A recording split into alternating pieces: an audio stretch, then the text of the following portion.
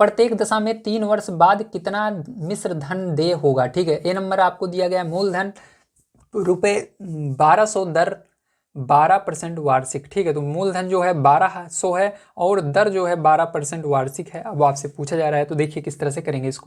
तो देखिए इसके अंदर जो जो चीज़ें दी गई हैं उसको सबसे पहले हम लिखेंगे। तो हमको दिया गया सबसे पहले मूलधन जो कि 1200 है और दर जो है 12% वार्षिक है और समय जो है 3 वर्ष का है। अब देखो इसके अंदर फॉर्मूला क्या होता है उसको हम समझ लेते हैं। तो सबसे पहले यहाँ पर हमको साधारण ब्याज निकालना पड़ता है। तो साधारण ब्याज का फॉर्मूला क्या होता है, तो साधारण ब्याज बराबर आपका होता है मूलधन दर गुणे समय। ठीक है, आपको इन तीनों को गुणा करना होता है। तो लिखेंगे मूलधन जिसको हम P भी बोलते हैं गुणे दर जिसको हम R बोलते हैं गुणे समय जिसको T बोलते हैं। ठीक है, इंग्लिश में शॉर्टकट फॉर्म में बटे में आपको 100 लिखना पड़ता है। अब इसे यहाँ पर मान को हम पुट कर देते हैं। तो मान हमारा यहाँ पर है पहले नंबर 1200, दर है 12% गुणे यहाँ पर समय है 3। ठीक है, 100 से ये दोनों जीरो कट जाएंगे और आपको इनका आपस में गुणा कर लेना है। तो 12 का गुणा 12 में करोगे 12 12 में 144 हो जाएगा और उसके अंदर 3 का गुणा कर दोगे। ठीक है, तो यहाँ पर जब 3 का आप गुणा करोगे इसके अंदर तो आपका आ जाएगा 432। कितना आ जाएगा, 432 रुपये आ जाएगा यहाँ पर। अब हमको यहाँ पर निकालना है मिश्र धन। तो मिश्र धन का फॉर्मूला क्या होता है ये इसको भी देख लेते हैं। तो थोड़ा सा मैं ऊपर कर लेता हूँ ताकि आपको स्पष्ट दिख सके। तो यहाँ पर ध्यान से देखिएगा, मिश्र धन बराबर आपका होता है मूलधन प्लस साधारण ब्याज।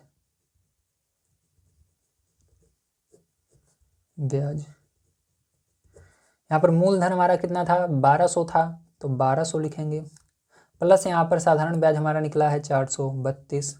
दोनों को ऐड कर लेंगे तो आपका प्यार जो यहाँ पर आंसर आ जाएगा 1632 रुपये। कितना आ जाएगा, 1632 रुपये आ जाएगा। तो यही करेक्ट इसका आंसर हो जाएगा। ओके, तो चलिए अब चलते हैं नेक्स्ट क्वेश्चन पर, देखते हैं क्या है और उसको किस तरह से किया जाएगा। तो आइए इसके बाद सेकंड नंबर का क्वेश्चन हम पढ़ लेते हैं।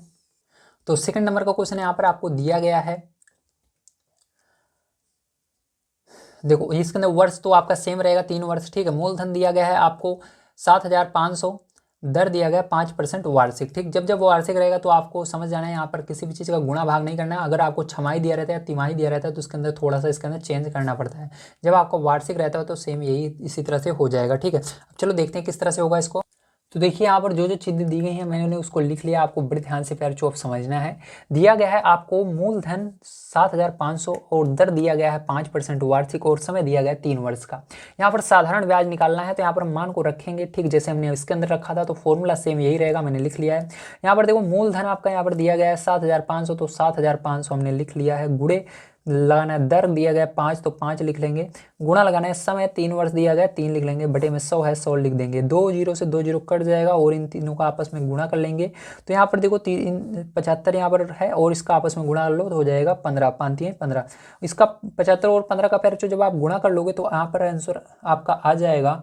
ठीक है, यहाँ पर आपका 1125 आएगा। कितना आएगा, 1125 आएगा साधारण ब्याज। अब यहाँ पर हमको निकालना है मिश्र धन। क्या निकालना है, मिश्र धन। ये वाला फॉर्मूला लगा देंगे तो यहाँ पर आपका आएगा मिश्र धन। ठीक है, तो मिश्र धन बराबर आपका होता है मूलधन प्लस साधारण ब्याज।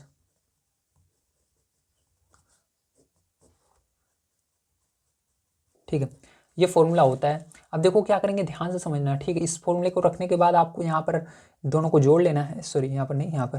तो यहाँ पर मूलधन कितना आया है आपका, तो मूलधन आपका जो था पहले से देख लीजिए, यहाँ पर 7500 था। तो यहाँ पर क्या करना है, आपको 7500 लिख देना है पैरचों। तो यहाँ पर 7500 हम लिख देंगे इस प्रकार से, प्लस यहाँ पर साधारण ब्याज आपका 1125 है, इसको लिख देंगे। दोनों को जोड़ लेंगे तो दोनों को जोड़ने के बाद आपका कितना आ जाएगा, यहाँ पर 8625 आ जाएगा रुपए में। ठीक, तो ये आपका करेक्ट आंसर हो जाएगा। उम्मीद है पैरचों आप सभी को सारी चीज़ें समझ में आई होंगी। आज